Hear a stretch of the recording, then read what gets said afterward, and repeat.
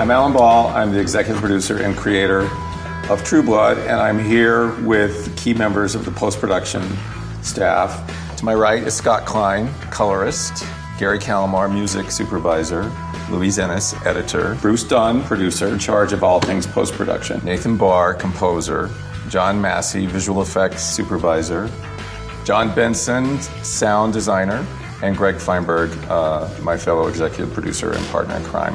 And we're here to talk about the importance post-production plays creating True Blood and making it True Blood, and how important it is for a show like True Blood, which is dependent on a lot of special effects and a lot of post-production. All right. So we're good. There's a new coven in town. Oh no, witches. Based out of a wicca shop not far from here. I'll put Pam on it. You will do it yourself. They're necromancers, Eric.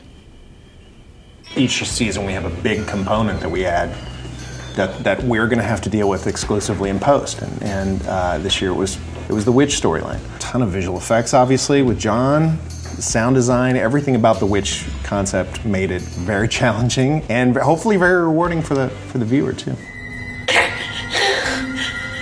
Save me. Use me. Avenge yourself. One of the cool things tied to the witches is also all the possessions. Greg, can you tell us a little bit about all of the double exposure? We were trying to figure out, well, what does a possession look like? Alan, you had the idea. You felt it should be pretty simple and should be like somebody going into someone's mouth. And then we were like, well, how are we going to do that? And David Klein went out and tested this. He had this a hand crank film camera, and that's really it builds in. You can go forwards and backwards and double expose, and so each of those effects that you see is basically practically shot on film, and then visual effects adds a little bit of like the final like whoosh into the mouth. Thematically, Alan, you asked everybody from the get-go to put fire in Marnie's eyes, representing her Antonia burning at the stake. Absolutely. I mean, and fire ended up becoming a motif because that was sort of the visual storytelling thing that we did to sort of convey the possession.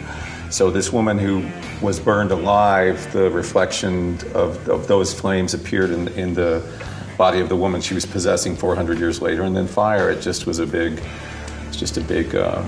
became a big element of season 4. Fire and wind. But you get those two things. You get those two things together.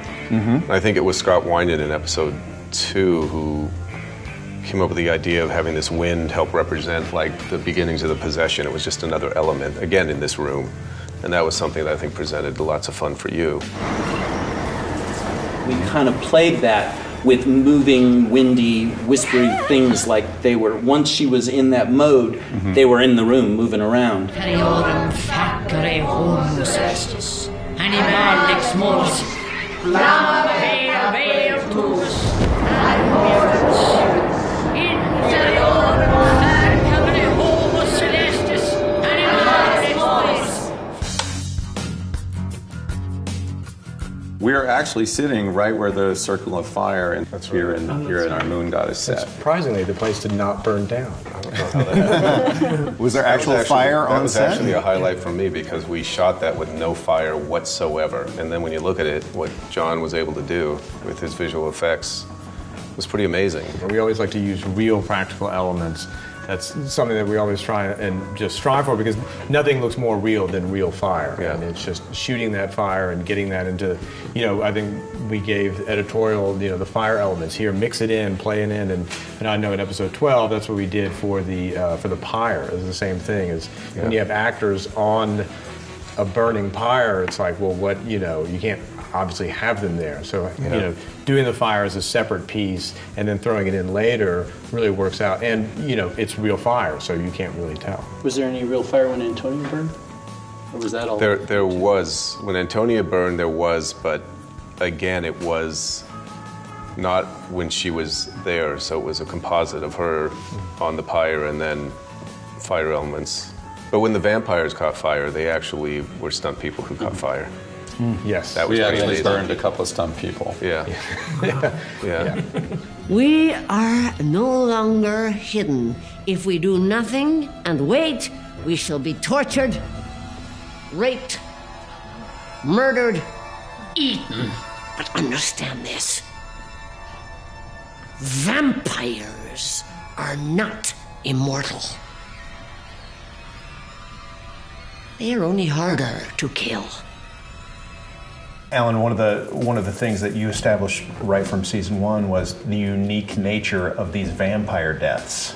When we were in the writer's room during season 1, and we were thinking, how have we seen vampires die? They fall over and die. They shrivel up like prunes. They sort of burst into flames like flash paper. And then we thought, what if they just exploded? What if they just fell apart? There's also the great, amazing sound that John made for that every time it happens. Every vampire death gets a special little signature. Whether or not you can always hear it is a different question. And it starts with the actor, and it kind of evolves into this kind of bestial howl that then gets wiped out by the geyser of blood. I feel like it was the Queen, the first time in season 4 that I ever heard you describe it as a big water balloon popping. Yes. Just love it. That was great. The Queen death was great.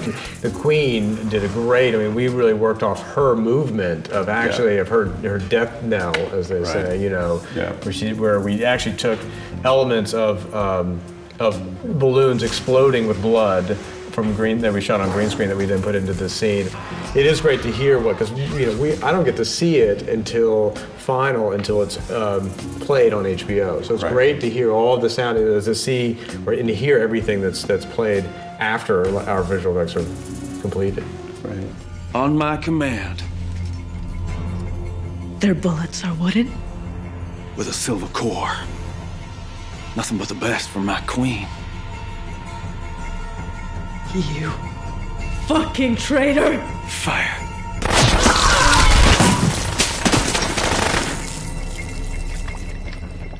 What did this season with the witches mean to you and all the source music? Yeah, well, the first thing that popped into my mind, which, my mind is a very literal mind, and, this was season 4, the season of The Witch.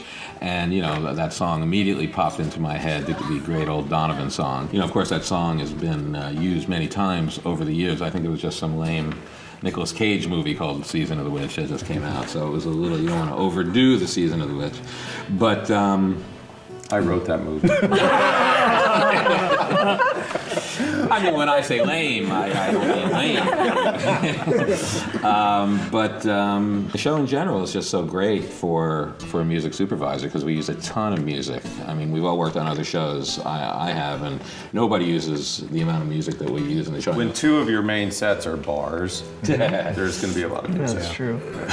What I use as a template all the time is that, hey, this is a show about vampires. Let's have some fun here. Totally. And I took that to heart. Listen, bloodsuckers, you want to get to Marty? You got to go through me.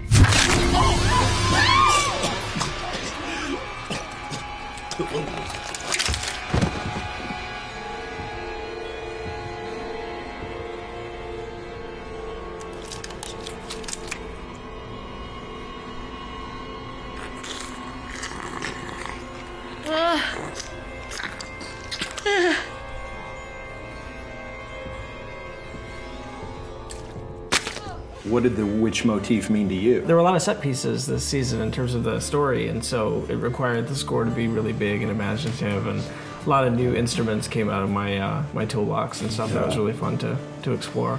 One of the things that was temped was there was some sort of Indian tambura sounding, and so I had a tambura, so I used that, which worked out really well, and then... You don't use any electronic music, No, right? almost none at all. Unless it's all like acoustic. a Fantasia thing Exactly, or something yeah, like that. But yeah. you use all acoustic. All acoustic, yeah, all mic'd stuff, and then not very rarely like if it sounds like a banjo, it's not usually a banjo. It's like something from the banjo family from somewhere else, and that keeps it a little bit off kilter and interesting. Cool. Scott, how has the look evolved? Is there anything specific about Marnie's and the witches that created any issues for you, or? It's rich with really gorgeous moods, and it's lovely to be able to get in there and craft them and really comb out the continuity from shot to shot. And some of the adjectives that are going around the table, are things that we work on a lot in the color, to make it tepid and scary and humid and misty, and sometimes, you want to kind of feel that visceral sort of Louisiana swamp body odor kind of feel. Oh, fuck! Well, killing's all right if you're at war. Or in self-defense, right? Yeah? You were at war with your parents. And it was self-defense.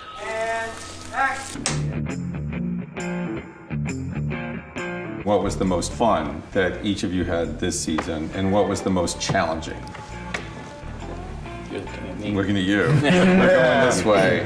One of my favorite scenes, it's when Jessica goes back to Fantasia to feed on the boy that she met the night before. Mm-hmm. I really enjoy that scene because basically from when she gets out of the car and there are the Fellowship of the Sun people chanting, and all of that kind of recedes because she's like got bloodlust. I call it bloodlust. Mm-hmm. And that's all she's going for. And when you go inside, the way we play the people that are in the bar is all like little blood bags. I mean, they're all sensual beings. It's all about sex and blood, and Right. just little feel of them. Everything's way back. And then she sees the guy, the kid, and that's when you hear the heartbeat, because that's the target. And, Yeah. and she moves in on that. And then I believe the way it ends is he speaks to her, and when she answers, then the whole club comes back. And I love that bit. sequence. Yeah.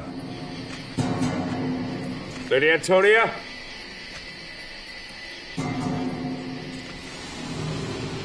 I am no lady.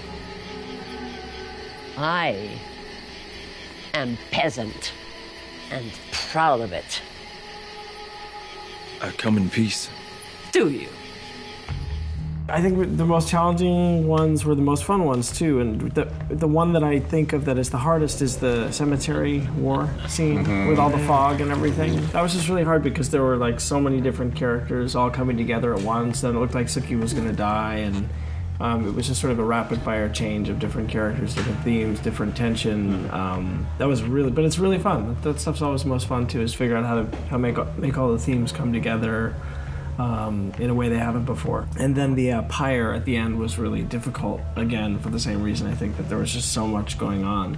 And also really just keeping the energy going through the scene and the pace and the motion those were awesome. They were really fun to do. I'm a freak for the Eric chase with the other vampires chasing him at the convention. It's short. It's a 30-second sequence, but it's so fun. I've been waiting really for that fun, for 4 seasons. I want to see a vampire chase. Yep, it's so perfect. And we came up with a fun transition for them coming out of Vamp Speed even, and everything about that is so fun. That was a great scene to cut because, we'd never had a vampire chase. So you had to slow the blur at a certain point to actually see what was going on and the intercutting between the inside and outside. That was a really fantastic scene to do as an editor. Suki? Oh, Jesus fucking Christ.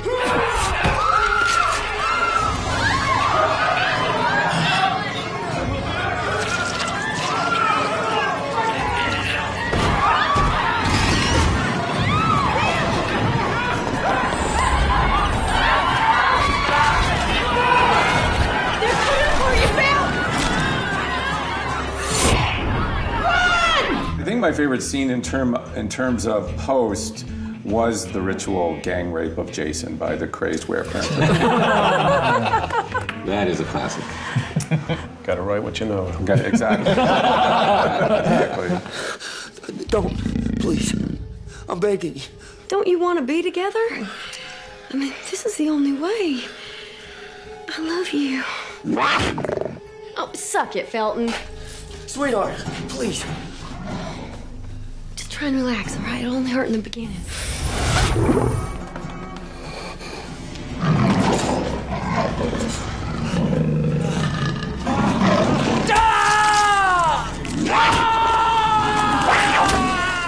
the big Sookie and Eric dream. Fun look to that scene. The Scandinavian forest. Yeah. I mean, and love that. Alan, that was your episode, I think, that you wrote. And as I recall, you said this was probably going to be the most anticipated episode maybe ever because of Eric and Sookie? Well, that dream sequence grew out of the shower scene, which the fans are rabid about.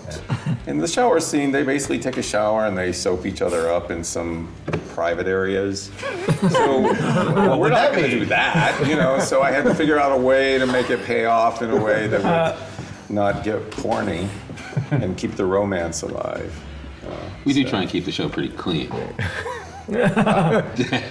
I mean, I don't like sex and violence, so I really try to keep that out of this show. Well, we could pull the veil off of something interesting in that scene from John's standpoint, and that's Eric or Alexander had blown his voice from when he is in the cell with Sookie because of the chains, and he wants to get out to the sun, so he blew his voice out.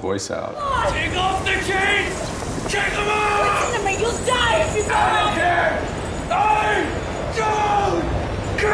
John had to loop every word of that scene, those two. That's right. There were actually 3 episodes where we had to do a lot of looping because of Alex's voice. He was whispering a lot, and in some of the more intimate scenes that worked, but sometimes it didn't. And in that scene, it was a combination of his voice and the fans again. That every line in that entire scene from both Anna and Alex is looped. Yeah, because whatever that machine was that made that snow was noisy. loud. Yeah. When you pull that curtain in the shower, you know, from my point of view, that was just a great place to just like carve out a really different look and go in there, you know, with all the machinery and, you know, the nuts and bolts that we use and be able to just make that just a portal into that world. You know, it's just a really nice, fun thing to be able to work on. Well, the amazing thing in your room is that we can take any scene and virtually, no matter how it's shot, you can turn it into any color, you can add a focus, different areas. I mean, the crew gives you something, a template to work with, but then you get to do the final touches, Definitely. so it's pretty fun. Are you like the head of the fairies or something? Oh, hardly. No, I'm your godmother. You know, it's I have a fairy godmother? It's not all fun and parties. Some of us have to work. Okay, if your job is to look after me, can I just say you suck? Do you know how many times I could have used a fairy godmother? Well, you're still alive, aren't you? There was a practical aspect of why the season was so tricky for all of us, and that's because of Fairyland. As it was difficult for production, just from a practical standpoint, we shot that 3 months later. Yeah. And so while we in post usually have 9 months to turn around a season of material, this year we had 6 months. We had a lot less time for the editors to cut the episodes. Yeah, it had a snowball effect from the beginning of always feeling like everything was a little bit behind. Yeah, because we never were able to finish anything because of that. And that required, like you guys, you know, as many shots in that episode as almost all the other ones combined. Yeah. In fact, there were so many shots in that, John. Basically from our standpoint, it was just one shot. Take the whole 10 minutes, do everything you need to do to every single shot. Yeah. The most difficult thing are the things that you don't have any really concept of. Fairyland was this sort of thing like, well, what is real? What is it supposed to look like? And, right. It was all, And even because what you saw was an illusion anyway, that we were going to crack wide open and turn into something else. Right. I love walking onto a set and half of it is blue screen, you know, where it's like, well, what's all that out there? You know, that's our world. So it's like for us, it's, you know, I'm used to walking in and say, no, imagine this over here. This is going to look great. Right. And then I remember, you know, in editorial, we were looking at it and everybody's like, is this going to work? Is this going to work? It's like, no, I think once you get everything, all of the sound effects and everything into it and the color, you know, it really plays really well. And, you know, that was exciting for us because we get to, you know, play with you guys and be creative, and then you get to throw something in there and say, okay, well, yes, it will work, and when it does, it really comes out great. Fruit, please. Get away from me! Eat it.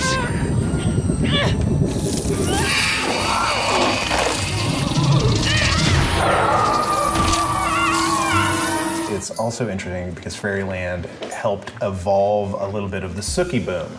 When she is throwing that power, you guys came up with the concept of it's almost like a beam of energy shooting Mab against the tree. Yeah, I mean, her powers have evolved. I mean, she's one of the few people that actually the visual effects that's been affecting her has actually changed.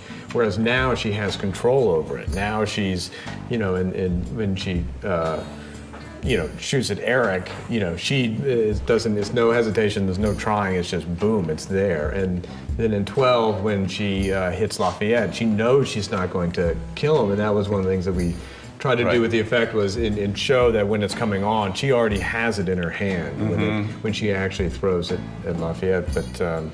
But yeah, that's one of the things that has sort of evolved over the time. One of the things I love is the way that the full fairies, when they start their fireball war, you know, they cock their hand and it's like, whoa. Yeah. Like they have full control over the energy and they just make a fireball and toss it, you know. And that's something that Sookie, we know, you know, certainly at the beginning of the season, had no idea how to do. She'd used that thing a couple of times and it was like out of control and like, whoa.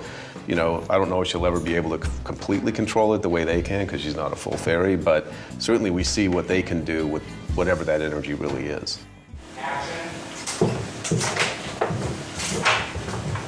Miss Flanagan, been expecting you. Hi, Nan. And gay stormtroopers? Perfect. 2 birds, 1 stone. My favorite also is the Nan death. You know, when you read it, you know, I think when we read it in the production meeting, all of our ears, you know, picked up. It was like, whoa. So Eric decapitates the 3 guards, and it's like, oh, you know, how are we going to do that? Yeah, right. And that was, and that's just a lot of fun because we get to work with, you know, practical elements that, like the blood splatter. We get to work with special effects and how that's going to work, and you know, the dummy head that we're tossing in the air. That just people look at it like, well, what are they doing over there? You know, like they're tossing a head in the air, and it's on green screen, and it's like, no, when it's all put together, it will work. It's a good example of like how visual effects, special effects, and prosthetic effects, makeup effects all work together because that was the heads that rolled were all the prosthetic effects team. The blood squirting was actually practically happening on set by the visual effects team. I mean the practical effects team, and then you guys had to marry it all together and throw extra elements in there. So I think we did that. We did 1 take of that whole thing. It took, you know, about an hour or so to get it set up. That's an example of where we've learned how to make it affordable and do it within the time, and it looks, I mean, it's so much fun. I saw the way you both looked at her. Hungry puppy dogs, slobbering over the same juicy bone. You fucking... We are not fucking puppy dogs! John, you have a fun element going on in that scene with the Oh, sounds. with the 3, yeah. For the 3 goons, the stormtroopers, we kind of did a 3 Stooges like yahoo for each because it's so fast, which is kind of in there. The beheading is so loud. What I love about that scene is that it's so abrupt and so violent. Like everything is still, and then heads are rolling, you know, and then right after that comes the stake. The Nan scene. What was unique about that editorially? Really, it comes down to storytelling. I'm a big fan of the Western, and that scene for me again was the Western, setting up these 3 great actors, and everybody knows there's something behind the scenes that they're all thinking. So for me, there's a lot of cuts in it. I like cutting to the looks between everybody, and it's not just what someone's saying, it's usually about the looks behind the scene. And the comedy too, that is all in all True Blood scenes, there's no rules, so it's always the drama has this little hints of the comedy is always in there. So to catch that at the same time but keep the drama going.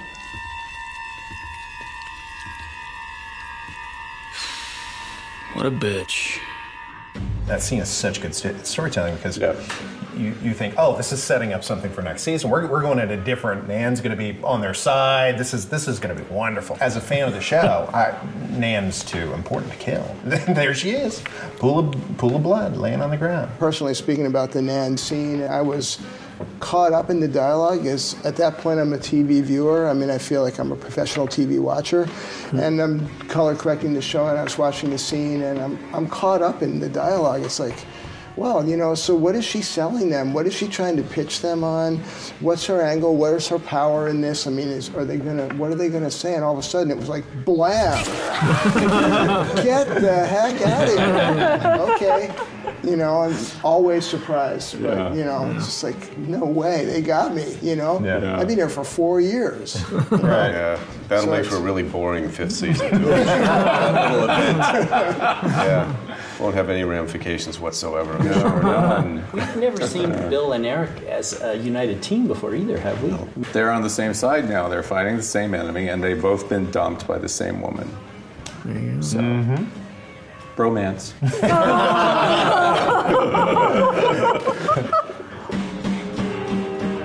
What these guys bring is just such great canvas to work with, and to be able to just kind of sink your teeth into it and go like, oh, you know, wait a second. To work on such an amazing show, just from the top down, even the actors that come in just for the day sometimes are just, you know, like, how did you guys find them? I mean, this is a great team, and it's really a joy to work on. It's really a wonderful place to come up with a lot of ideas, because all these things we're talking about on a movie, all that stuff would be so set and storyboarded. And here it's very free flow, that it just organically happens and it comes together. It's really amazing teamwork.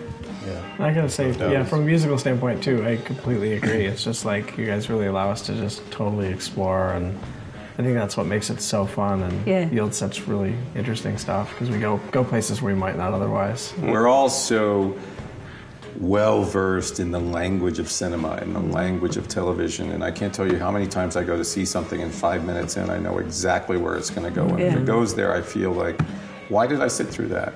But if it's something that sort of surprises me or takes a left turn or does something, you know, even if it's as manipulative as setting me up to have this expectation and then doing something else, I appreciate that so much more than just it's the same old story. I would also like to say, you know, talking about what a great canvas we have to work in, I would like to bring up Charlaine Harris, who wrote the books that our series is based on, who created these characters in this world, and thank God for her.